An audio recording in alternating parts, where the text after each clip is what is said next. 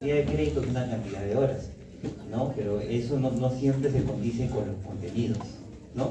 Entonces, no hay duda, ¿no? Que aquí todos tenemos que siempre hacer un plus, ¿no? Hacer algo más, siempre es un poquito más. No es diferente, la medicina es así, ¿ya? Así que si nos quedamos un poquito más de las 11:20, que me parece es donde termina el horario programado, pues le pediré que así lo hagamos, unos 20 minutos más, creo yo que será lo prudencial, ¿ya? Entonces, miren, vamos a hablar acerca de estos fármacos denominados los diuréticos. Vamos a ver si es que esto funciona. Si no, porque ahora tendremos que... Ahí está, ¿no? Entonces, vamos a tener como propósito, ¿no? Comprender, ¿no? Acerca de la farmacocinética, la farmacodinámica, la farmacozoología de este grupo farmacológico, ¿no? Como base para la terapéutica racional. Para ello hablaremos de estos puntos, ¿no? Estos contenidos para lograr esta intención, ¿correcto? ¿Cómo actúan los diuréticos? De frente, ¿ya? Vamos a tratar desde aquí aprender transversalmente, ¿no? Como un cuchillo que te atraviesa, ¿no? Desde la parte anterior hasta la parte posterior, ¿no? El mecanismo de acción general de los diuréticos, ¿ya? Que es muy importante que lo reconozcan. Al principio, ¿no? Son fármacos que van a actuar a nivel renal, ¿correcto? Y a nivel renal, nosotros tenemos que rápidamente hacer reminiscencia, ¿no? Del sistema tubular renal, ¿no? Desde el glomérulo y los túbulos, ¿correcto? Y todo lo que sucede ahí, ¿no? Para eso estudiaron previamente la fisiología. Una que otra cosita recordaremos para poder entrar en acción, en calor, ¿no? Con los fármacos diuréticos, ¿ya? Y ahí tenemos que el modo de acción, el mecanismo de acción de los diuréticos es inducir, básicamente lo que hacen los diuréticos es inducir que el sodio se quede a nivel tubular renal y se vaya por la orina, ¿correcto? Concentrar el sodio en ese nivel y que esa concentración logre, ¿no? Formar más orina y eso se exprese en el volumen urinario que logramos excretar del cuerpo, ¿correcto? Entonces ese es el modo de acción de todos los diuréticos, ¿ya? Cualquiera que sea el mecanismo molecular de acción específico ahora, ¿no? Lo que va a hacer el diurético es eso, ¿ya? Es un natriurético, por eso le dicen, ¿no? Disminuye la resolución tubular de sodio, ¿no? Claro, ¿no? Si fuese así de específico, quizás estaría bien, ¿no? Me han pedido para grabar creo que 4 o 5, ¿no?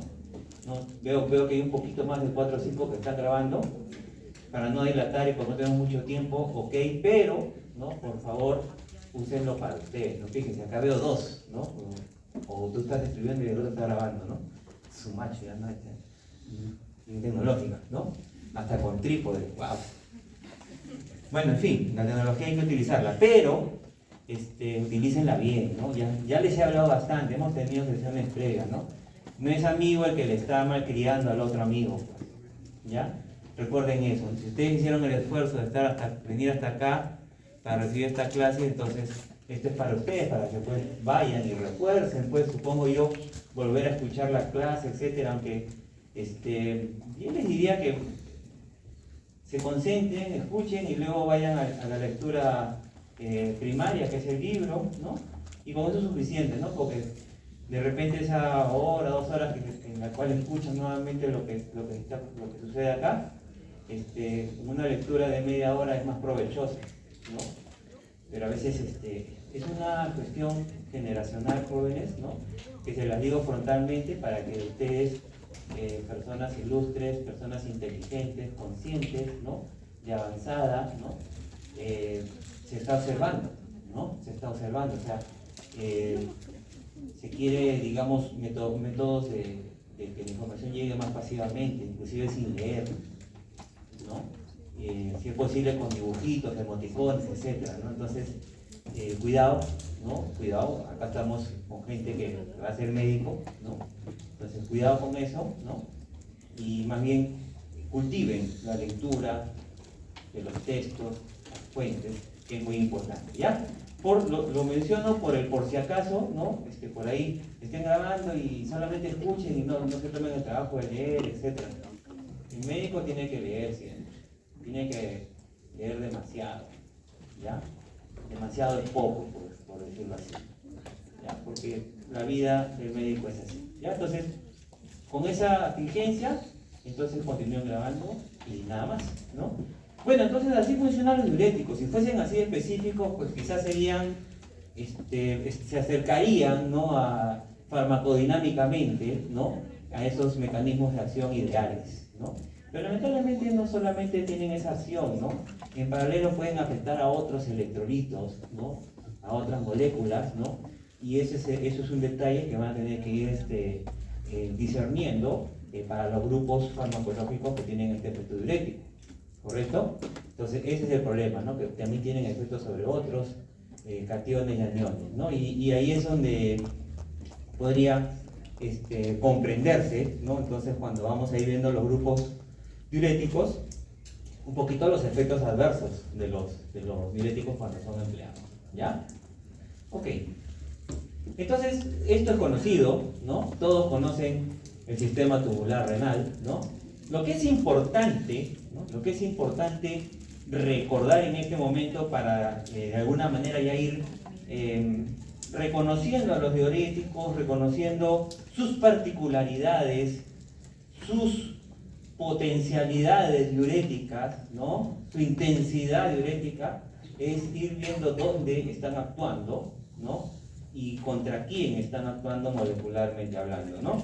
Entonces, ustedes deben recordar por fisiología, ¿no?, que a lo largo de todo el sistema tubular renal, pues existen los mecanismos de reabsorción, resorción, etc., ¿no? Y en específico del sodio, ¿no?, que sería, digamos, el artista de este bloque farmacológico, ¿no?, se reabsorbe, ¿no?, de manera diferente según el nivel tubular en el cual nos encontremos, ¿no? Entonces así, por ejemplo, el principal porcentaje, el mayor porcentaje de reabsorción de sodio, ¿no?, va a estar en las partes proximales de los túbulos renales, ¿no?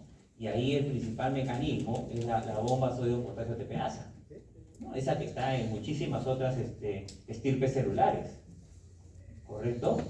Y luego, ¿no?, viene el sistema de asa, ¿no? Entonces tienes una asa delgada, una asa gruesa, una descendente, otra ascendente, una descendente que es permeable sobre todo al agua y una ascendente que es permeable al sodio y otros, ¿no? Y ahí se reabsorbe una proporción importante de sodio también, ¿no? No tan importante como en la región proximal, por supuesto, ¿no? Pero importante en términos de porcentajes, ¿no?, que puede llegar hasta el 15 al 20%, ¿no? Entonces eso es bastante, ¿ya? Y más allácito, ¿no?, en el túbulo contorneado distal, ¿no?, también, ¿no?, es permeable a la resorción de sodio, pero en un porcentaje, no despreciable, ¿no?, pero mucho menor, ¿no?, al 5%, ¿no? Y ya hacia el túbulo colector, ¿no?, prácticamente ya es lo último, ¿no?, para resolver 1 o 2% de resorción de sodio, ¿no? Entonces es un sistema, pues, que está listo para resolver ese sodio. Imagínense, ¿qué pasaría si no existiese ese sistema? ¿No? Tendríamos hiponatremia, ¿no?, y todos los trastornos que se acompañarían con ello, ¿no? Entonces, bueno, la persona sufriría hiponatremia. Y eso, pues, puede llegar a una convulsión, a una encefalopatía, etc. ¿Ya? Ok. Entonces, es importante recordar esto, ¿no?, porque los diuréticos justamente, ¿no?, van a actuar, justamente tenemos esta particularidad de que podemos estudiarlos esquemáticamente también, ¿no?, en base a la región tubular renal, ¿no? Entonces, hay diuréticos que actúan principalmente, ¿no?, en la región proximal, hay diuréticos que actúan principalmente en el asa de Henry, ¿no? Hay diuréticos que actúan principalmente en la región distal, y hay diuréticos que actúan principalmente a nivel del colector, ¿no? Entonces, bonito, pues, ¿no?, porque eso que aprendimos en fisiología, me va a ayudar a ya ir agregando ahora dónde actúan los diuréticos, ¿no? Y con ese conocimiento que ya lo tenía, puedo ahora utilizarlo para aprenderme, ¿y cuál es ese de túbulo contorneado proximal, ¿no? Entonces, ya tengo un conocimiento que me va a ayudar a jalar, ¿no?, a aprenderme el diurético, ¿correcto? Muy bien, entonces, y así mismo, ¿no?, bajo ese porcentaje de absorción de sodio, pues usted diría, entonces, el diurético que actúe en el túbulo contorneado proximal sería el diurético que más natriurético sería, ¿no? Bueno, no es exactamente así, pero sí a partir del asa de Henle, ¿ya? Pero sí a partir del asa de Henle, ¿correcto? Sí es importante decirlo, ¿no? Porque por lo tanto, si nos olvidamos del túbulo proximal y nos enfocamos a partir del asa de Henle hacia adelante, entonces, ¿cuál será más natriurético? ¿El diurético que actúe en el túbulo contorneado en el asa de Henle, en el túbulo contorneado distal o en el túbulo colector? ¿Cuál será más natriurético? A ver si estamos conectados en tiempo, espacio y persona. ¿Cuál será más natriurético? O sea, ¿cuál logrará inducir más excreción de sodio por la orina? ¿Cuál será? ¿Cuál crees? Olvídate del túbulo contorneado proximal. ¿Cuál? El distal. A ver, ¿quién dice que sí? ¿Quién dice que no y por qué? A ver, alguien con autoridad. Acá la doctora con autoridad, que la veo reflejándose. Páselo, por favor. ¿Qué dice? Se ríe nomás. Doctor, tú que estás viendo ahí tu diapositiva y te veo concentrado. ¿Tú qué dices? ¿Cuál será? Asa de Henle. ¿Por qué? Si respondes el por qué, te lleva los $1000.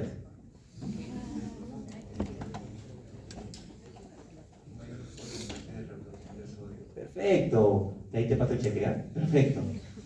Muy bien, exacto. Por eso le digo, o sea, recuerde pues su oficio, ¿no? Para rápidamente ya ir haciendo match, ¿no? Y ir identificando los diuréticos. Todavía no tenemos ningún nombre del diurético todavía.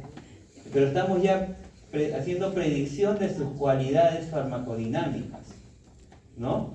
Correcto, tiene que ver mucho con ese nivel donde se reabsorbe, etc. ¿Por qué en el túbulo contorneado proximal no es así? Si ahí se reabsorbe la mayor cantidad. Bueno, porque para digamos, lograr eso tendría que actuar sobre la bomba sodio-potasio tepeasa, ¿no?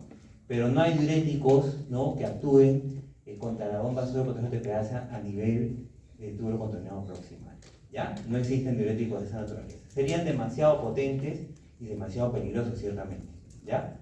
Pero sí existen otros en ese nivel, ¿ya? Y lo vamos a ir descubriendo. Ok, entonces ya hemos identificado los túbulos, etcétera, hemos hecho un ejercicio interesante y aparece el conejo. Ok. Muy bien, entonces para los amantes del conejo les presento el conejo, ¿no?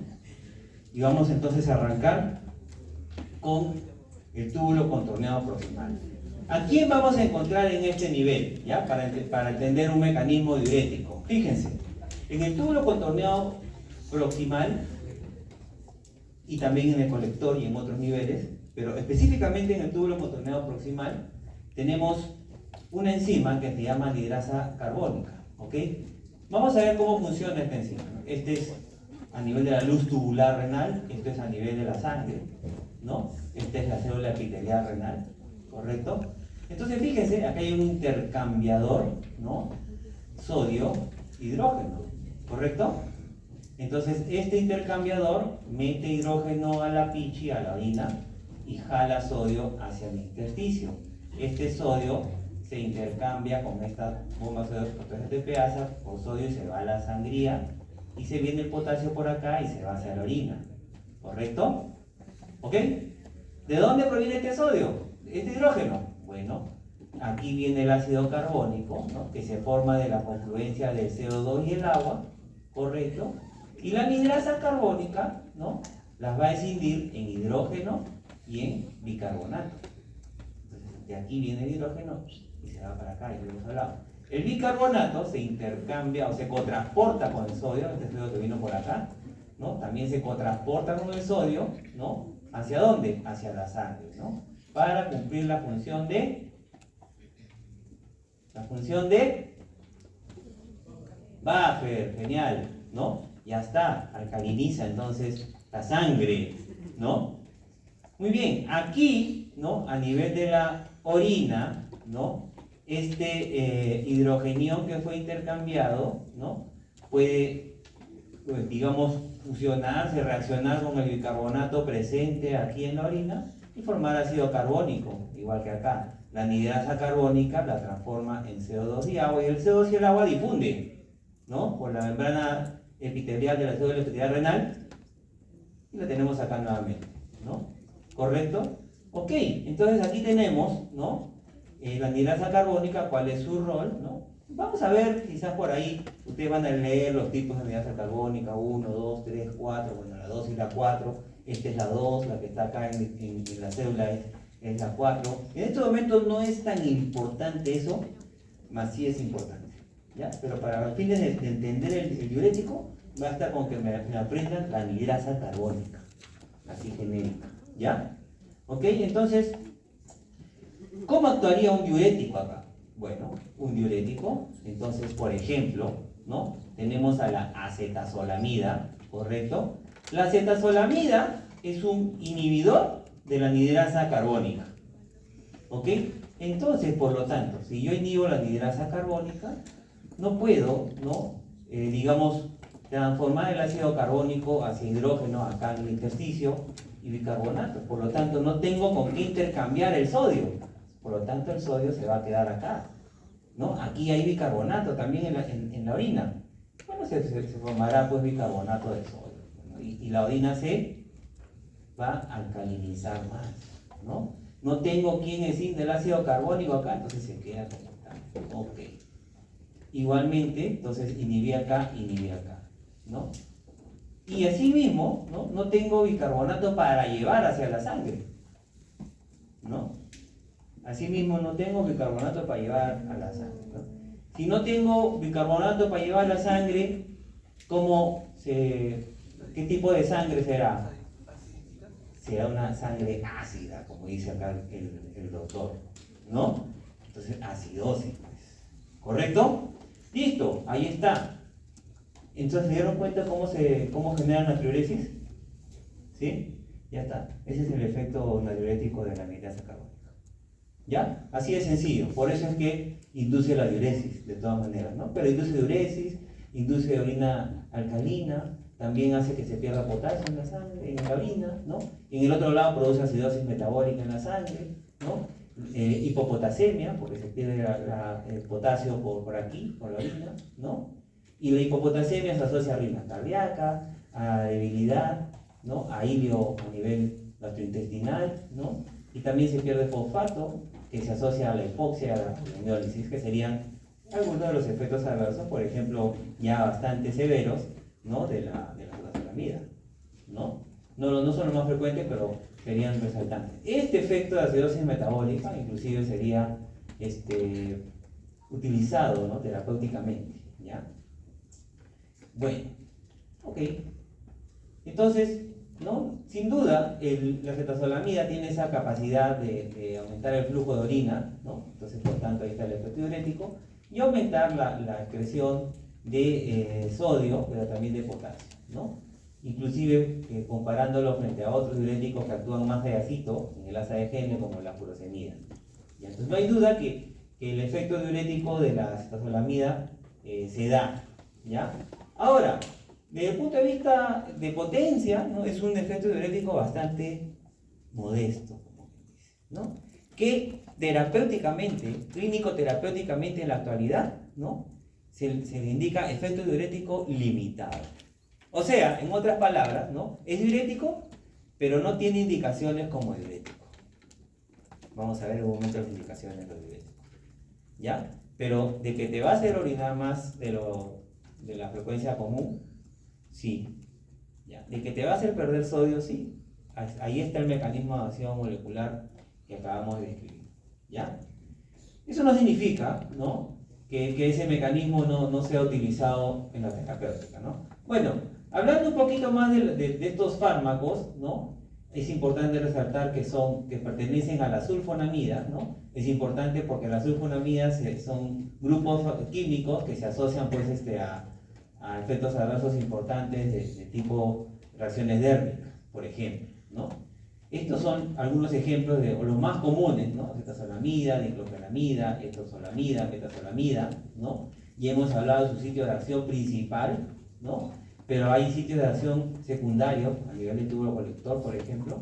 No son el único lugar donde están ubicados estas anhidrazas carbónicas, por supuesto, ¿no? Y hay un mundo, ¿no? O sea, si abriésemos esa ventana, ¿no? Si abriésemos ese libro, ¿no? De los otros lugares de la anhidrasa carbónica, ya pues ni la hora ni las 2 horas que tenemos nos alcanzaría, ¿ya? Pero es importante, ¿no? Para los que les gusta, digamos, estudiar más, investigar, etcétera, hay un mundo abierto con la anhidrasa carbónica para estudiar, ¿ya? En especial en medicina de altura, ¿ya? Pero en todo caso, no es el único lugar, están en los eritrocitos, en el colon, en el ojo, entre otros, ¿ya? Y esto puede tener mucho correlación con los usos que tienen estos fármacos inhibidores de la anhidrasa carbónica, ¿no? Se tienen básicamente presentaciones para vía oral y para vías tópicas o oftalmológicas, básicamente, ¿no? La excreción es a nivel renal tubular, tiene que ser por ahí para que ejerza su efecto, principalmente, ¿sí? Recordar que puede eliminar el paralelo potasio y fósforo, ¿correcto? Principalmente, y tiene menos efectos sobre la excreción de calcio y magnesio, ¿correcto? Pero esto es importante. Este es un efecto, digamos, más allá de la natriuresis, ¿no? Este es el efecto más importante en este nivel, ¿no? Por el cual debemos recordar, ¿no? Para los usos clínicos terapéuticos que tiene. Reduce 80% de la reabsorción del bicarbonato, ¿no? Entonces es importante, ¿no? O sea, no hay duda, no duden, ¿no? Que esa reducción tan importante del bicarbonato se tiene que reflejar en el otro lado, ¿no? ¿Cuál es el otro lado? ¿La orina? Sangre, ahí te perdiste, en la sangre, pues claro, ¿no? Ese es un efecto bastante pronunciado, ¿no? 80% no es poca cosa, ¿ya? Entonces se va a reflejar de todas maneras en el otro lado de la orilla, ¿correcto? Que sería a nivel de la sangre, ¿ya? Ok, ¿no? Pero así mismo, ¿no? Entonces a nivel de la orina, más bien, por eso mismo, produce orina alcalina, pero a nivel sistémico produce acidosis, ¿no? Acidemia, acidosis metabólica. ¿Tiene otros efectos? Pues no, porque está en otros lugares también, ¿no? Está en otros lugares también la anhidrasa carbónica, ¿no?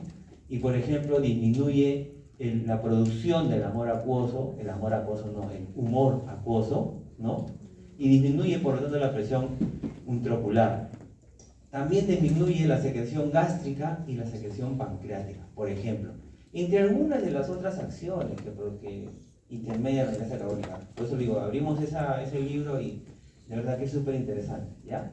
Pero algo por lo menos pueden aprender aquí y llevarse algo más, ¿no? Aquí está disminuyendo la producción del humor acuoso, no es el único, pero fíjense, acá está, la inhibidores de la anhidrasa carbónica, estaría como uno de esos grupos que tienen ese efecto, ¿no? Ahí les dejo esta captura para que amplíen un poquito más los futuros oftalmólogos por acá, ¿sí? Y entonces, ¿no? Lo otro importante es reconocer los efectos adversos, ¿no? Entonces, fíjense, mareos, somnolencia, encefalopatías, ¿no? Acidosis metabólica, hipopotasemia, ¿no? Entonces, con los diuréticos, ¿no? Ustedes deben ir recordando esto de la hipopotasemia y un poquito cuando más adelante ya en la parte terapéutica, ¿no? Cómo es que se debe utilizar, qué dosis, qué debo hacer, ¿no? Entonces es reconocido la hipopotasemia para varios de los diuréticos, ¿no? Y entonces ya hace un momento les dije, ¿no? ¿Cuál es el problema con la hipopotasemia, ¿no? Arritmias, debilidad, ilio, ¿no? Entonces la hipopotasemia propiamente ya se convierte en un trastorno, ¿no? Entonces hay que ser conscientes, ¿no? Que cuando se utilizan estos diuréticos que son hipopotasémicos, ¿no? O cuando se dan interacciones que suman más a la sinergia hacia la hipopotasemia, hay que ser conscientes de evitarlas y hay que ser conscientes de que hay que darlas con suplemento de potasio. ¿Ya? Eso es algo que no deben olvidarse. ¿Ya? Porque usted va a ser el líder del equipo, recuerde, ¿no? Usted es el líder del equipo, ¿no? O sea, si prescribes el fármaco pero te olvidas de las otras medidas, entonces eso que lo vea el nutricionista, ¿no? Y si nutricionista no pasa nada, como quien dice, ¿no? O sea, tú tienes que ser consciente de eso y verificar que esas cosas sucedan, ¿no? Y para eso tienes que conocer a tu equipo de trabajo, ¿no? Entonces hay que recordar, por lo tanto, ¿no?, que hay que darlo con suplementos de potasio. ¿Ya? Ahí están los ejemplos, ¿ya? Parestesias, ¿no?, a nivel neuromuscular. Y asimismo, ¿no?, estos fármacos pueden inducir la formación de cálculos renales, ¿no?, porque el calcio se vuelve insoluble en la orina alcalina, ¿no?, que es el tipo de orina que se produce con estos fármacos. ¿Ya? Ok, fíjense acá, el uso sistémico, ¿no?, de la acetazolamida y la metazolamida puede tener efectos adversos a nivel del ojo, como la miopía y el glaucoma del ángulo cerrado. ¿Sí? El uso sistémico. O sea, tú lo podrías estar utilizando, por ejemplo, para profilaxis en el mal de montaña agudo, ¿no? Y si no recuerdas esto y ya sufres de alguna afectación ocular, podrías precipitar esto. ¿Sí? Entonces, el uso sistémico significa cuando lo utilizas por una vía sistémica, ¿no? Vía sistémica, vía oral, vía parenteral, por ejemplo, ¿no? Ya. Ok. Y también puede producir reacción adversa tipo sulfonamida. Por eso les decía que recuerden que pertenece a la sulfonamida, ¿no? Y ahí están las reacciones dérmicas, prurito, RAS, síndrome de Steven-Johnson, que sería algo muy grave, ¿no? Fotosensibilidad, depresión de la médula ósea y discasia sanguíneas. Ok, fíjense, ¿no? Aquí está la estadística del VG Access, ¿no?, de los efectos adversos de la acetazolamida, por ejemplo, ¿no? Coincide con lo que estamos hablando, ¿correcto? Aquí, por ejemplo, en esta partecita de acá, ¿no?, acá de la diclofenaramina, y de todos los otros inhibidores de grasa carbónica ya existen registros, ¿no?, de potenciales RAMs, ¿no?, en esta base de datos global, ¿no?, del VG Access. Ok, entonces acá solamente para que vean una vista panorámica de los fármacos que provienen de las sulfonamidas o que tienen grupo químico de esta naturaleza, ¿no? Y bueno, aquí aparecen los inhibidores de grasa carbónica, pero no son los únicos, ¿no? Entonces, con esto, ¿cuál es el otro mensaje, ¿no? Que hay que tener cuidado con el uso conjunto de estos fármacos, ¿no?, por esta reacción tipo sulfonamida. ¿Correcto? Ya. Muy bien. Entonces, como diurético, nuevamente, ¿no?, el uso es limitado. Pero tiene otros usos, ¿ya? Entonces, por eso le digo, por ejemplo, un uso clásico, ¿no?, es el relacionado a la enfermedad aguda de montaña, el mal de montaña agudo, ¿no?, o también denominado soroche, exactamente, el soroche, ¿no?, que puede ser leve o puede ser severo, ¿no? O sea, puede ser tan severo que puede hasta matar, ¿ya? Bueno, entonces aquí, por ejemplo, ¿no?, los inhibidores de grasa carbónica tienen un rol, ¿no?, para el uso tanto como profilaxis como tratamiento, ¿no?, acorde a lo que se menciona acá, como profilaxis o como tratamiento, ¿correcto? Entonces ya esto tiene que ver mucho con las características clínicas, ¿no?, para delimitarle leve a moderado severo, ¿ya? Eso simplemente es algo que de pronto van a tener que ir aprendiendo en los siguientes años, espero yo, si es de su interés, ¿no? Y lo digo así cuando en realidad digo tiene que ser de su interés, ¿no? Porque no lo he traído acá, ¿no? Pero, por ejemplo, hicimos una estadística de los establecimientos de salud del SERUM, ¿no? Y más o menos el 80% de los establecimientos de salud se ubican en zonas de altitud, ¿no?, por ejemplo, ¿no? Entonces, un poquito para motivarlos a esta cuestión de la medicina de altura, ¿no? Y sin embargo vamos pues con una medicina desarrollada a nivel del mar, ¿no? Cuando a nivel de la altitud ya existen cambios bastante importantes, conocidos y muchos desconocidos, ¿no?, que justamente hay que irlos revelando, ¿ya? Bueno, entonces ahí tienen como el uso en el mal de montaña aguda, no solamente en el mal de montaña aguda, también en el edema cerebral, ¿correcto? La acetazolamida, ¿no?, tanto como por tratamiento, también en el edema cerebral por exposición a altitud, también la acetazolamida es útil, ¿correcto? En alteraciones neurológicas relacionadas a la exposición a la altitud, ¿no? Ya no es primera línea, pero sí estaría, ¿no?, como segunda línea, la acetazolamida, ¿no?, como adyuvante, ¿no?, en el ACE, que sería las condiciones o trastornos neurológicos asociados a la altitud, ¿ya? Las formas severas, ¿correcto? En el edema pulmonar o gran altitud, por ejemplo, esa es otra de las condiciones. Digamos, hay cuadros clínicos de la altitud que ya, digamos, tienen cierto nivel de conocimiento acumulado: el mal de montaña agudo, el mal de montaña crónico, el edema pulmonar por altitud, ¿no?, los trastornos neurológicos por altitud, el edema cerebral por altitud y las cardiopatías por altitud. Ya son 5 condiciones bien específicas, diferenciadas en relación a lo que sucede a nivel del mar, ¿no? Entonces, en ese sentido, ¿no?, evidentemente ha habido avance también en el manejo, ¿no? Y por ejemplo, en el edema pulmonar también aparece, no sería primera línea, pero aparece como profilaxis, ¿no?, para evitar justamente estas condiciones severas, ¿no?, tanto a nivel pulmonar como a nivel cerebral, ¿no?, se utiliza como profilaxis acetazolamida, ¿no?, es decir, antes de exponerse a la altitud, ¿sí? El mal de montaña crónico, ¿no?, acá sí la acetazolamida viene siendo empleada, ¿no?, para disminuir, digamos,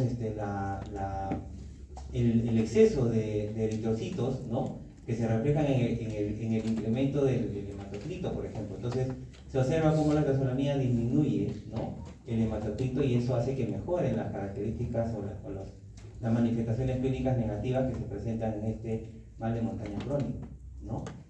Entonces, fíjense, aquí se ha observado también que esto se ha visto inclusive en pobladores por encima de los 5.000 metros, acá en la Rinconada, en el Perú, ¿no?, en el cual se ve que disminuye los eritrocitos, que además en esas regiones hay eritrocitosis excesiva, ¿no?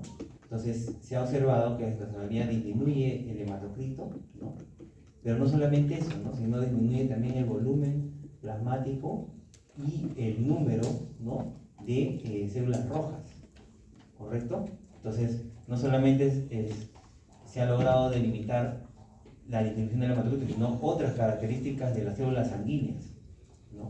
Eso está acá publicado en este paper. Asimismo, se utiliza en el glaucoma de ángulo abierto, ¿correcto? Aquí tienes básicamente formas de gotitas oftálmicas, ¿ya? Estas son, ¿ya?, la dorsolamida y el trisolamida. Entonces, seguramente los que serían por acá oftalmólogos van a tener contacto con estos fármacos, ¿ya? ¿Correcto? Es básicamente para el manejo crónico, no en el ataque agudo, ¿correcto? En el glaucoma de ángulo cerrado, ¿no?, también antes de la cirugía, ¿no?, para disminuir la presión intraocular, se utiliza, ¿no?, por vía intravenosa, fíjense, acetazolamida, ¿ya?, y luego continuado por vía oral. En el glaucoma crónico, ¿no?, también aquí se utiliza la diclofenamida, ¿no?, y en la oclusión de la arteria retinal, que sería una emergencia que te causa ceguera, digamos, unilateral, ¿no?, también le dicen stroke de la arteria retinal, ¿ya? También acá se utiliza intravenoso acetazolamida, ¿ya? Entonces, fíjense, ¿no?, a pesar de que como diurético probablemente no viene siendo utilizado, ha evolucionado y viene siendo empleado para otros fines, ¿no? Dice la eliminación de ácidos débiles, ¿no?, ácido úrico, por ejemplo, ¿no? Claro, ¿no?, esa es la estrategia de atrapar los ácidos en la orina, ¿no? ¿Y cómo los atrapan? Alcalinizando la orina, ¿no? Entonces, ahí están. Entonces, hay bastantes ácidos, salicilatos, una serie de otras intoxicaciones por ácido en la cual se puede utilizar esta estrategia, ¿sí?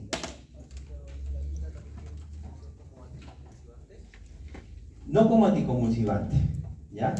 En todo caso, existe también anhidrasa carbónica a nivel del sistema nervioso central, sí, ¿ya? Por ahí, ¿no?, por ahí hay algunos estudios en los cuales lo sugieren como una posibilidad de fármaco, ¿no?, en algunos tipos de epilepsia, en algunos tipos, pero no es primera, seguramente es una, claro, es una opción, digamos, ya posterior a las primeras líneas, ¿ya? Aquí tenemos, ¿no?, acidosis metabólica sensible al cloruro, también acetazolamida. Fíjense, todo lo que utiliza acetazolamida para el vértigo, la enfermedad de Meniere, ¿no?, la hipertensión intracraneal idiopática, ¿correcto?, o tumor, pseudotumor cerebri, ¿no?, acetazolamida nuevamente. En fracturas del cráneo, ¿correcto?, con pérdida de líquido cefalorraquídeo, también aparece acá el uso de acetazolamida. Este síndrome, que es bien raro, pero también aquí aparece el uso de la diclofeniramida y de la acetazolamida. Y fíjense acá, ¿no?, el edema resistente. El edema resistente, ¿resistente a qué? A otras opciones diuréticas. ¿Ya? A otras opciones diuréticas. No, acá fíjate, atentos con este detalle. Edema, ¿no? Ahorita vamos a entrar justamente a los otros grupos de diuréticos y vamos a ver la importancia que tienen en el manejo del edema. ¿Ya? El edema es esa condición en la cual el intravascular sale al extravascular intersticio, ¿correcto? Y eso puede suceder, pues, en los espacios muertos, ¿no? En cualquier nivel, ¿correcto? Entonces, eso, por ejemplo, se da, pues, en diferentes condiciones, ¿no? En sepsis, en anafilaxia, etcétera, ¿no? Entonces, hay una estrategia para disminuir el edema, ¿no?, o en el pulmón también inclusive, y una de ellas es inducir la diuresis de manera importante, ¿ya? Entonces, en los casos en los que hay resistencia, ¿no?, a los fármacos empleados para estos fines, a los fármacos diuréticos empleados para estos fines, para los edemas, ¿ya?, de diferente origen, ahí es donde se establece, ¿no?, que el uso de acetazolamida, ¿no?, puede emplearse en el edema ocasionado por la insuficiencia cardíaca, el edema resistente. ¿Correcto? Ya, muy bien. Y hay diferentes interacciones, ¿no?, que hay que recordarlas y evitarlas, ¿no? Debe evitarse en los pacientes con cirrosis hepática, ¿no?, porque también puede producir encefalopatía hepática, ¿no? El uso conjunto con salicilatos, ¿no?, por su acumulación y toxicidad central y la acidosis metabólica que puede ocasionar. El uso conjunto con topiramato, que también inhibe la anhidrasa carbónica, ¿no?, y además induce acidosis metabólica, cálculos renales, ¿no?, y disminución de la sudoración e hipertermia en niños. Con beta-2 agonistas, que acaban de ver hace un momento, o en todo caso beta bloqueadores, ustedes han visto, ¿no?, induce hipopotasemia transitoria, claro, habría sinergismo, ¿no? Los beta-2 agonistas son también fármacos que inducen pérdida de potasio, ¿no? Y esto, ahí vienen nuevamente las arritmias, ¿no?, como el torsades de Pointe, ¿no? Entonces, claro, ¿no? Imagínense, pues, un paciente que decide bajar la altitud, ¿no?, y empieza a utilizar profilaxis con acetazolamida, ¿no? Y entonces la profilaxis significa que arranca unos días antes al ascenso y continúa durante el tiempo que va a estar en la altitud tomando la acetazolamida, ¿no? Pero tiene antecedentes de asma y le da su crisis asmática en altitud y le empiezan a nebulizar, ¿no? Entonces ahí es donde se puede ver una sinergia. Si lo nebulizan porque es asmático y llegó por una crisis asmática, entonces obviamente ¿con qué le van a nebulizar?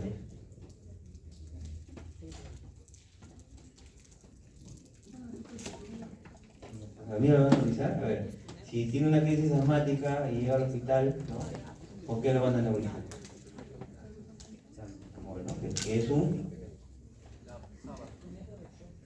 beta-2 agonista, ¿no? Entonces, para entender, ¿no?, un SABA, ¿no?, short acting beta agonista, ¿no? Para entender ese enunciado, ¿no?, hay que, evidentemente, ¿no?, acá está chiquito, pues, ¿no?, pero esto se desglosa, ¿no? Son palabras claves, como quien dice, ¿no? Pero para entenderlo hay que saber todo esto, ¿ya? Muy bien. Otra vez los conejitos, ¿no? Ya viene el conejo, ¿correcto? Para los que les gustan los conejos, ¿no? Entonces, ¿qué significa conejo? Que pasamos a un siguiente grupo farmacológico, ¿ya? Entonces, para un poquito reformular nuestro cerebro y ponernos a disposición del siguiente grupo farmacológico.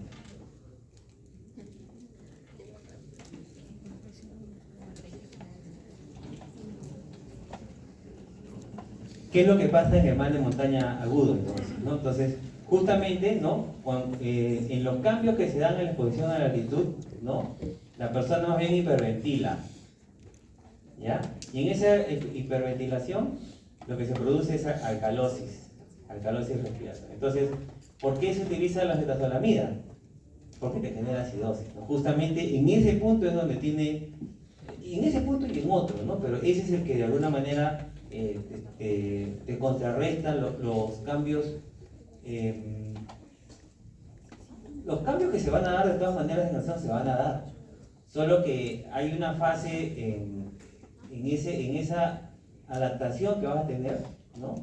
que puede ser demasiado intensa, y entonces ahí viene el mal de montaña, ¿correcto? Entonces con la profilaxis se supone que esa intensidad que viene a darse, ¿no? Si tú no tienes, digamos, unos mecanismos óptimos para la compensación, ¿no? Entonces es donde viene el mal de montaña, ¿no? Es donde la persona empieza a tener dolor de cabeza, náuseas, vómitos. Si se complica con enfermedad pulmonar, empieza a tener dificultad respiratoria severa, ¿no? Empieza a tener convulsiones, edema cerebral por altitud, etcétera, ¿no? Ese ya son el mal de montaña agudo severo, ¿no? El común, que es el leve moderado, es el que estoy con dolor de cabeza, ¿no? Me empieza a doler un poco la barriga porque hay hilio y se distiende, y duele, ¿no? Entonces hay sensación de náuseas, vómitos, ¿no? Ese es digamos, el más común, ¿no? Y que de alguna manera ascendiendo y haciendo las cosas correctas, uno supera eso en el día 1, día 2, supera y continúa, ¿no? Pero si de arranque vas y quieres hacer lo mismo como estuviste a nivel del mar, comienzas a comer un montón, a tomar, a fumar, etcétera, ¿no? A correr, eso va a hacer que se exprese más estas manifestaciones de descompensación. Entonces, la idea de la profilaxis es un poquito ayudar, ¿no? A tu cuerpo a que enfrente, ¿no? ese ambiente distinto al cual te estás exponiendo, ¿no? En la cual hay menos presión barométrica, ¿no? Y hay menos presión para que ingrese el oxígeno, y hay menos oxígeno también en el ambiente, ¿no?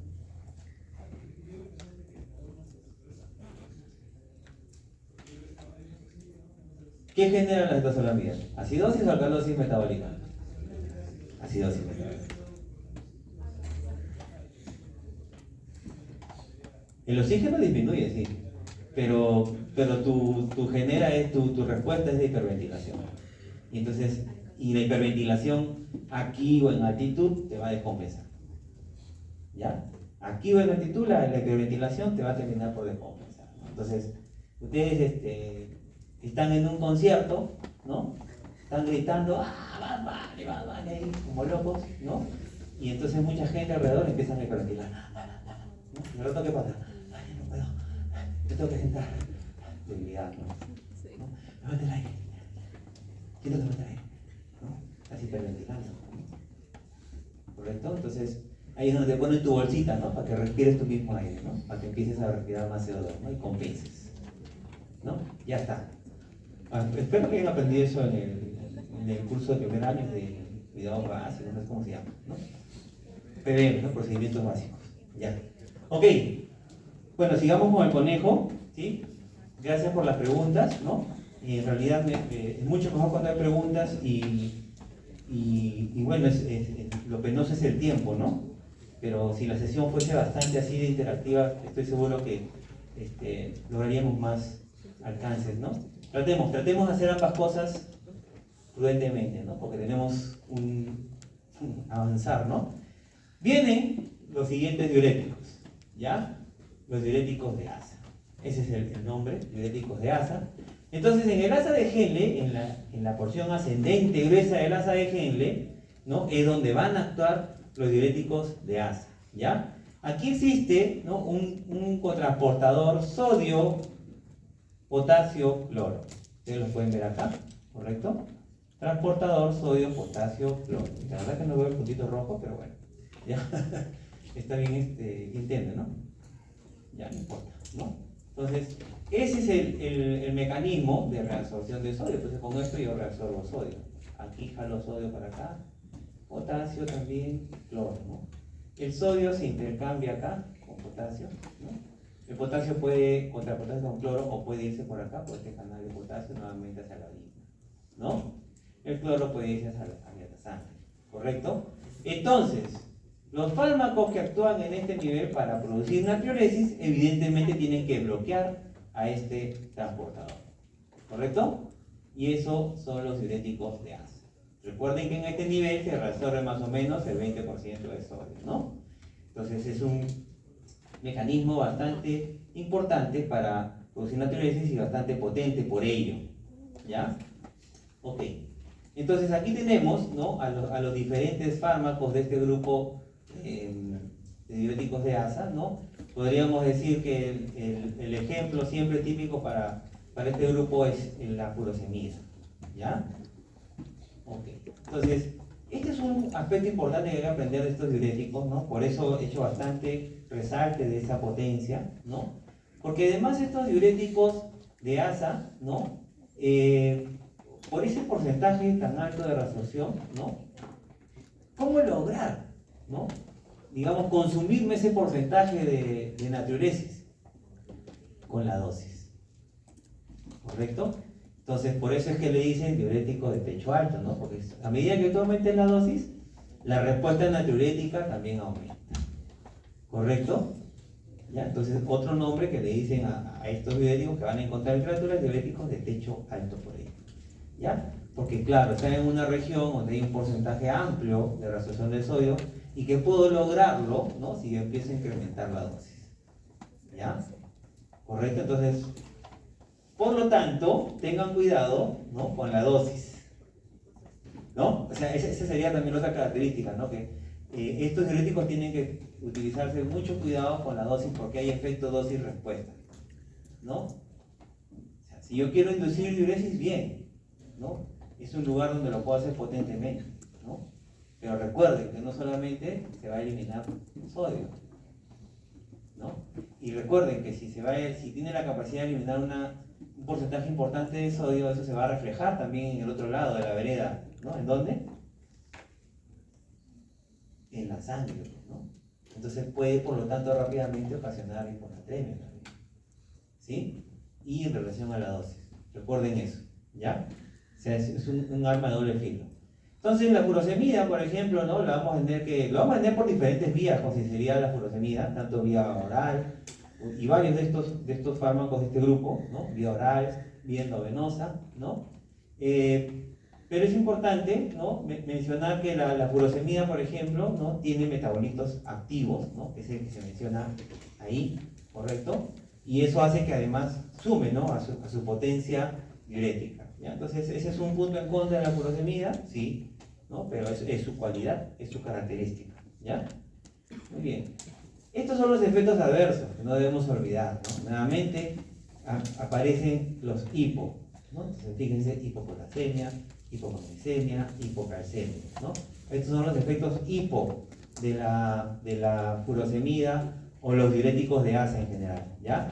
Y estos son los efectos hiperglucemia, hiperuricemia, ¿no? Atentos, ¿no? En el sistema tubular renal, ¿no?, no solamente se reabsorbe sodio, potasio, cloro, o se excreta también esto, ¿no? También hay otras moléculas que también son reabsorbidas o excretadas también en ese nivel, ¿no? Ácido úrico, por ejemplo, ¿no? Glucosa, por ejemplo, ¿no?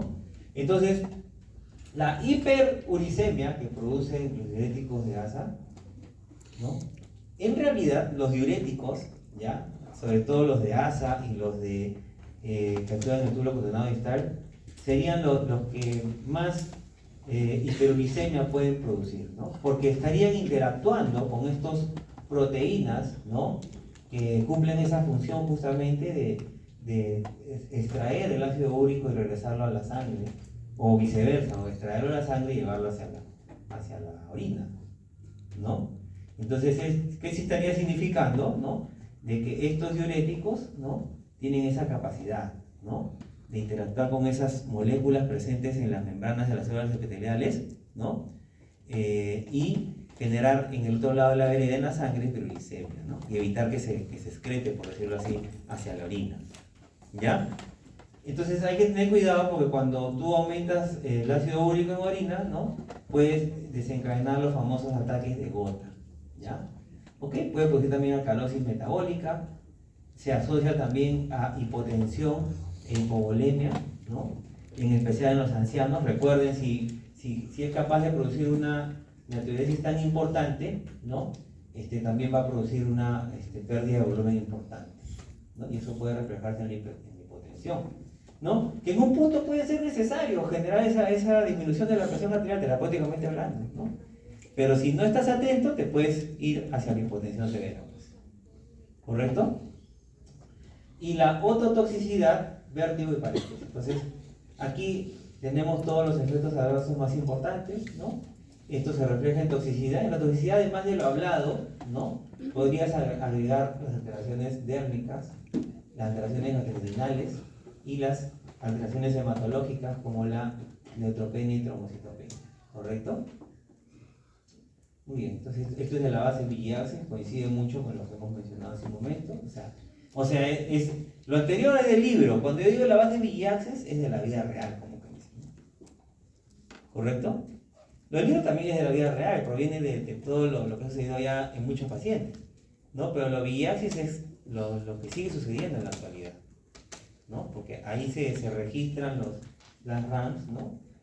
Los países informan, ¿no?, y ahí se compila todo, ¿no? Entonces sigue sucediendo, ¿no? Para eso lo pongo, ¿para qué?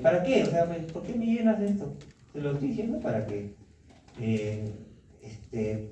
cimenten, ¿no?, esos efectos adversos que deben aprender. Disculpen que les diga que tienen que aprender esos efectos adversos, pero es necesario, ¿no? Porque si no te los acuerdas, entonces vas a utilizar el diurético para el objetivo terapéutico, perfecto, ¿no?, que sepas elegirlo en dónde utilizarlo, pero no, lamentablemente no puedes olvidarte de estos efectos adversos porque son bastante importantes, ¿no? Pueden complicar más la situación, ¿no?, en el uso. O sea, lo utilizas con un fin benevolente, pero terminas complicando más si es que no te acuerdas de estos detalles. Entonces hay que controlar también estos otros efectos que pueden producir. Para eso lo pongo, ¿no?, para que le den la importancia del caso, ¿no? Las interacciones con estos fármacos también son amplias, ¿no? Entonces, desde el momento de que son ototóxicos y nefrotóxicos, hay que recordar que no hay que darlos con otros fármacos de esa naturaleza, ¿no?, que es un poquito lo que se menciona ahí, ¿no? Fíjense, ¿no?, incrementa la actividad de los anticoagulantes, ¿no? Entonces hay que también recordar eso, ¿no? Al ser hipocalémico, o sea, producir hipopotasemia, ¿no?, estos fármacos van a ser plausibles de inducir más efectos de los digitales, o sea, los efectos tóxicos de los digitales, ¿no?, de los digitales, ¿correcto?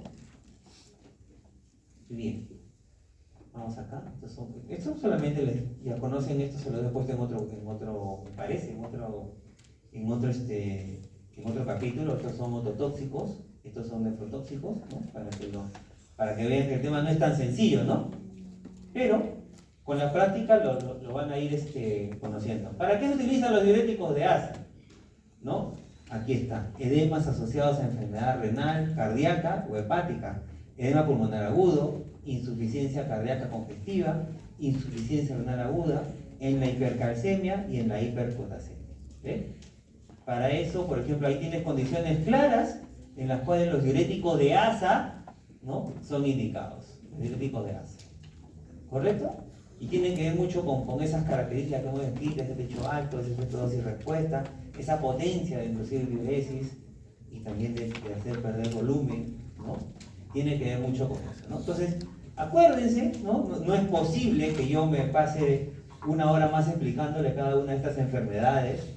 Una que otra cosita puedo decir para tratar de ubicarnos y motivarnos, ¿no? Pero sí las van a revisar, pues. De aquí a poco van a revisar estas enfermedades nuevamente. Con fisiopatología de repente ya las están revisando, la fisiopatología, y en medicina van a revisar toda la clínica, ¿no? Toda la parte clínica, cómo es que se presenta un paciente con enfermedad renal, con enfermedad cardíaca, con enfermedad hepática. Bueno, una de las manifestaciones que puede producir es el edema, ¿no? O sea, esos trastornos pueden ocasionar edema, ¿ya? Pero no, o sea, no es solamente edema, pues, ¿ya? Sino también van a haber otras manifestaciones clínicas que se asociarían a esas enfermedades, ¿ya? Entonces aquí, por ejemplo, diferentes guías clínicas para el manejo de la insuficiencia cardíaca, ¿no? Vamos a ver, bueno, quizás está muy chiquito, pero acá vamos a ver los diuréticos de ASA, ¿no? Incluidos en las diferentes guías clínicas para el manejo de la insuficiencia cardíaca congestiva, ¿no? Aquí en la enfermedad renal crónica y aguda también vamos a ver a los diuréticos de ASA, pero fíjense, los diuretics, ¿no? Aparecen acá, vayan viendo también una diferenciación, ¿no? Yo le dije, se utiliza en los edemas ocasionados por la enfermedad renal, ¿no? O también para inducir la diuresis en la enfermedad renal, ¿no? Pero bueno, los diuréticos de ASA se estarían utilizando en las insuficiencias renales en el estadio 3, 4 y 5, ¿no? Donde, digamos, la capacidad funcional de ese riñón también está más deteriorada, ¿no? ¿Correcto? Pero ahí nomás aparecen otros diuréticos, fíjense, que lo vamos a ver en un momento, ¿ya? Entonces, en el edema pulmonar agudo, ¿no? En el edema pulmonar agudo, el pulmón que debe estar lleno de aire, se llena de agua, ¿sí? Para ponerlo en sencillo, ¿correcto? Entonces, si lo que debe estar ocupado por aire se ocupa de agua, la persona va a tener dificultad para respirar, obviamente, ¿ya? Entonces, la furosemida, ¿no? Logra que el pulmón vuelva a estar negrito nuevamente, es decir, lleno de aire, ¿correcto? Y es bastante claro eso, ¿ya?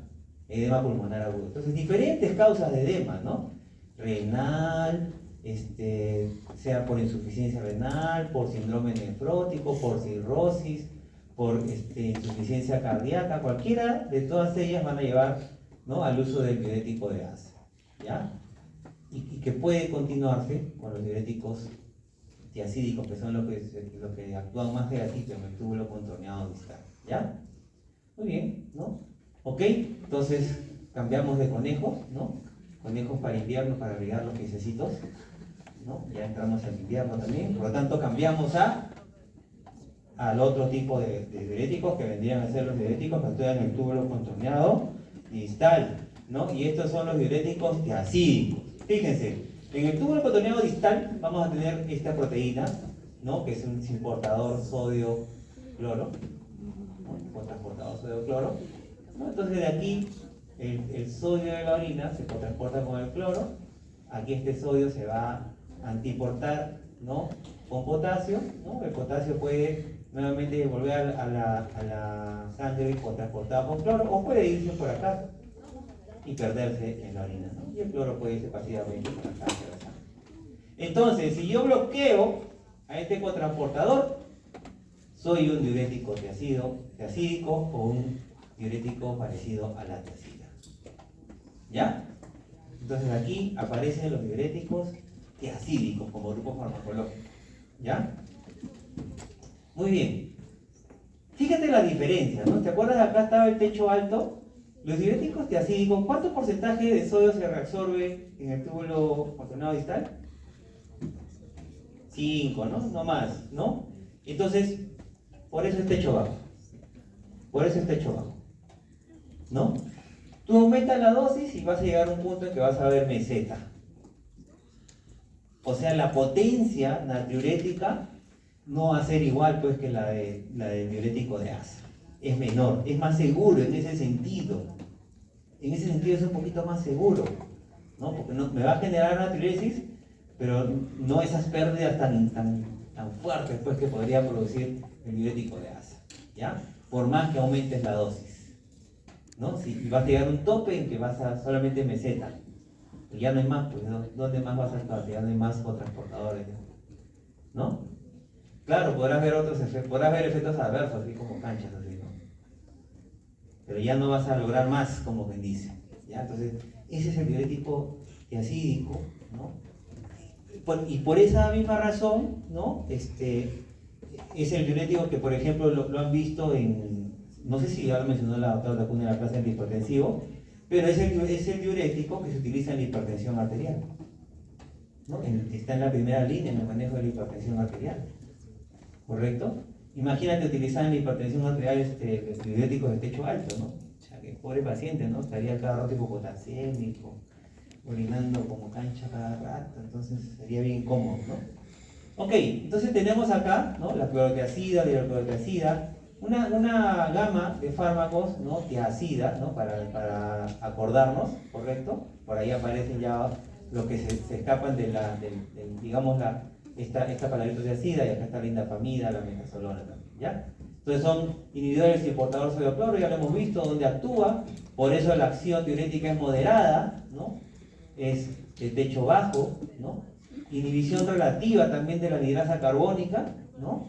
Y fíjense acá, compite con el sistema de secreción del ácido úrico, o sea, son hiperuricémicos, producen azoemia, ¿ya?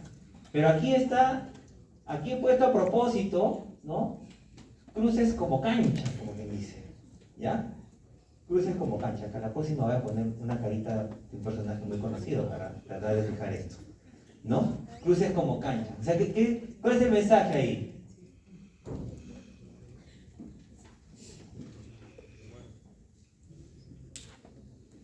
Los diuréticos de asa producen hiperuricemia. Los diuréticos de asa. Sí, lo acabamos de decir hace un momento. Y les dije por qué también. Los diuréticos tiazídicos producen hiperuricemia. Sí, aquí está, mira. Compite con el sistema de secreción de ácido úrico. Por lo tanto, evita que se vaya por la orina y se quede en la sangre. Pero cuando pongo cruces como cancha, ¿qué significa? Que lo produce más que el otro. ¿Ya? Este sería el grupo diurético, ¿no? Que tiene más probabilidad, ¿no? De producir este efecto de hiperuricemia. Por lo tanto, desencadenar gota. ¿Correcto? La mayoría de los diuréticos tienen esta capacidad, pero estos son los que tienen, los que se sacan la tinca primero son ellos, después ya la suerte es para los siguientes. ¿Ya? ¿Correcto? Ya, ese es el mensaje acá. Ok, entonces aquí tenemos un poquito el profile, ¿no? De estos fármacos diuréticos. Fíjense, acá los clasifican como tipo tiazida y parecidos a la tiazida, ¿no? Tipo tiazida, parecidos a la tiazida. Diuréticos tiazídicos, para no complicarnos, pero de todas formas hay algunas características acá a mencionar, ¿no? El que está resaltado, la hidroclorotiazida, ¿no?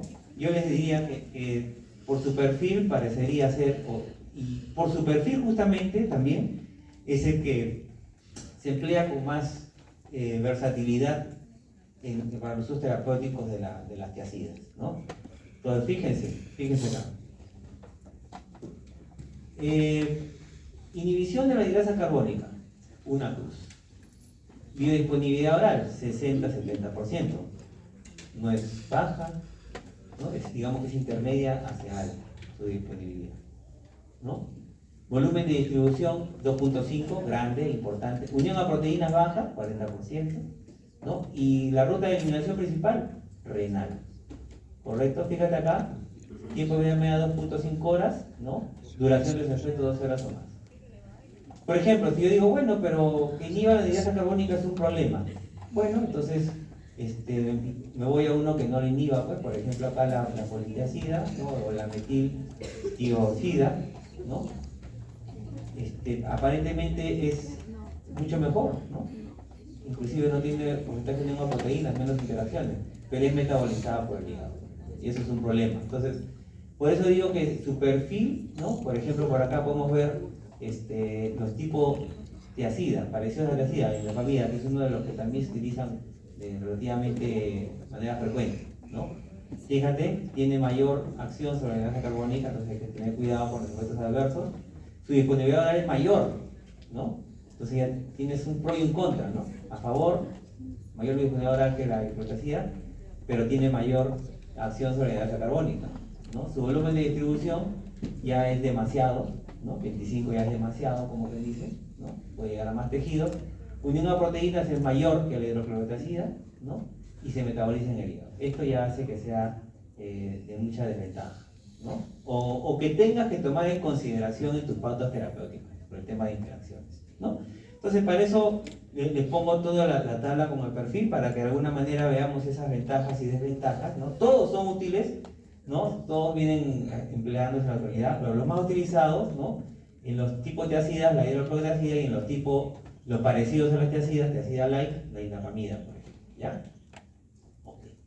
Estos efectos adversos, los más importantes, ¿no? Hiponatremia, hipopotasemia, hipocloremia, hipomagnesemia, y acá están los hipercalcemia, hiperglicemia, ¿sí? Hipercolesterolemia e hiperuricemia. Recuerden que en las tiacidas sería la hiperuricemia, sería el más hiperuricemiante, ¿no? El que más eleva el ácido úrico en la sangre serían los tiacídicos, ¿correcto? Aquí aparece la disfunción sexual en el varón y la pancreatitis, ¿ya? Ok, entonces interacciones importantes disminuye, ¿no? Puede disminuir los efectos de los anticoagulantes, obviamente de los agentes uricosúricos, ¿no? O sea, si sufres de hiperuricemia, ¿no? Hay que hacer que saques el ácido úrico de tu cuerpo, ¿no?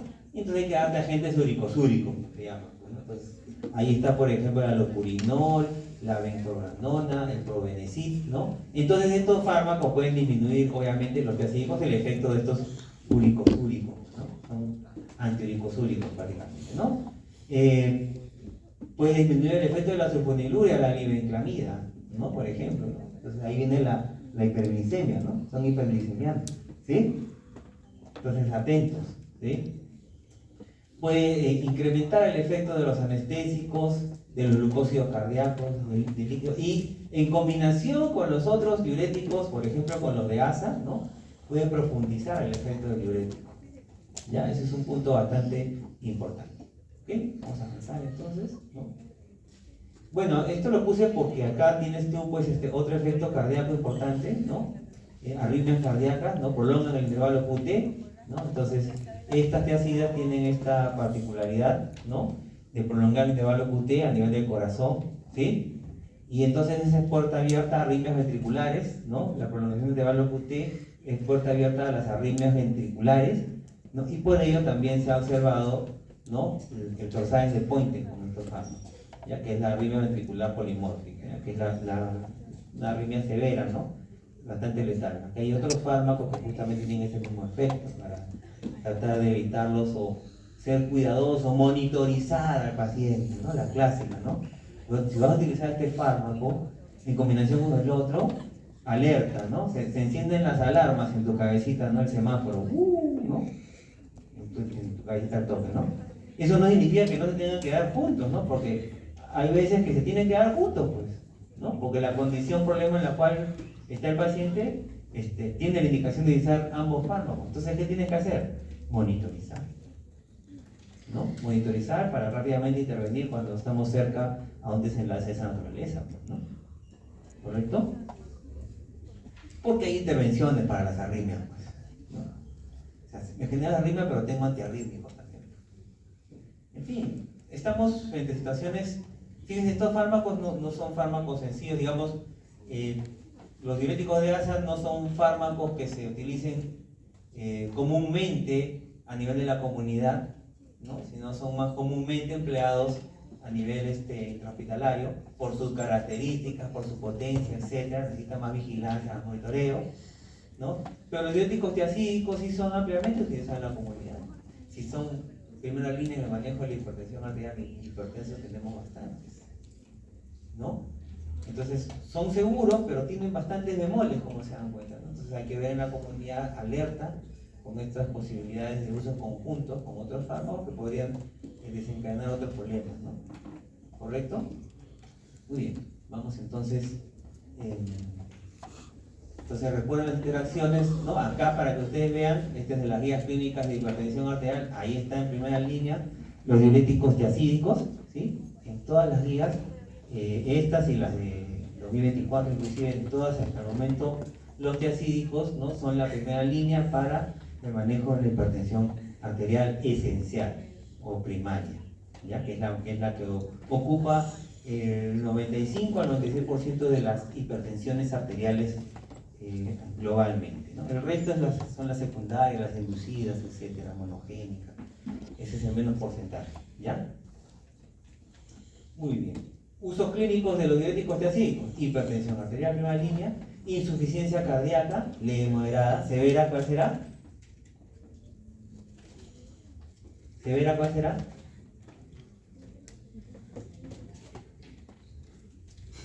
¿Qué pasa en la insuficiencia cardíaca? Para de alguna manera tratar de dilucidar esto con ustedes, ¿no? ¿Qué pasa en la insuficiencia cardíaca?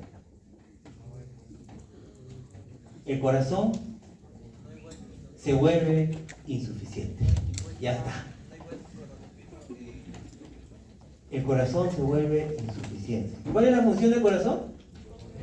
Bombear sangre. Por lo tanto, no se bombea bien la sangre. Y si no se bombea bien la sangre, va a haber lo que se llama el éxtasis, ¿no? Y aumenta la presión retrógrada, ¿no? Y todo eso se empieza a sentir hacia atrás, hacia los pulmones, ¿no? Y el agua empieza a salir hacia los pulmones. Edema, ¿no? Hacia el hígado, edema a nivel hepático, y edemas en miembros, etc. ¿No? Bueno, en la insuficiencia cardíaca va a haber dificultad respiratoria, leve, moderada o severa, ¿no? Entonces el diurético tiacídico, como dice acá, uy, suave conejo, ¿no? Dice acá, para la insuficiencia leve moderada. ¿Qué pacientes con insuficiencia cardíaca que van a estar caminando por la calle, que están en la comunidad, etcétera?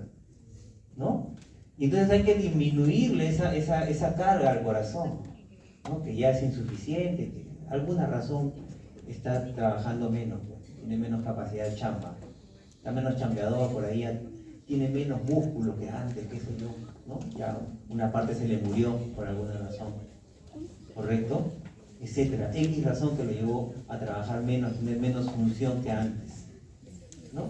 Y según esa función, pues tendrán que utilizar diuréticos tiacídicos o diuréticos de asa si está en una insuficiencia cardíaca aguda, en una crisis, ¿no? La cual ya llega pues, prácticamente ya que no puede ni respirar, ya necesita una intervención aguda importante, ¿no? Ahí está, leve o moderada, por eso dice, ¿ya? Hipercalcemia, hipercalciuria idiopática, ¿no? Esto es raro, ¿no? En la diabetes insípida, también, es raro también, pero se dan casos. Y en el edema leve, ¿no? En los edemas leves de tipo cardíaco, cirrosis o el síndrome nefrótico, ¿ya? Correcto, si fuesen edemas importantes, severos, ¿qué diuréticos utilizarán? Los diuréticos de asa, ¿ya? Acuérdense, los diuréticos de asa. Si la situación es severa, asa. Si la situación es leve, tiacídico, ¿no? Por eso, inclusive en la insuficiencia renal, ustedes vieron, ¿no? ¿En dónde empiezan a aparecer los diuréticos tiacídicos? Aparecen en la insuficiencia renal estadio 1, es decir, con función renal disminuida, pero todavía con un renal funcional. A partir del grado 3, ¿no? Es donde ya empiezan a aparecer los de asa, ¿no? ¿Correcto? Pues todo depende de la magnitud del problema, ¿no? ¿Y por qué será así? Porque evidentemente, ¿no? Para condiciones severas necesito eliminar más sodio y agua para disminuir pues, la carga del corazón, ¿correcto? Y el sacar sodio también hace que los edemas se reviertan, ¿ya? También hace que los edemas se reviertan, ¿ya? Ok, muy bien. Ahora sí, conejo, ¿no? Pasamos al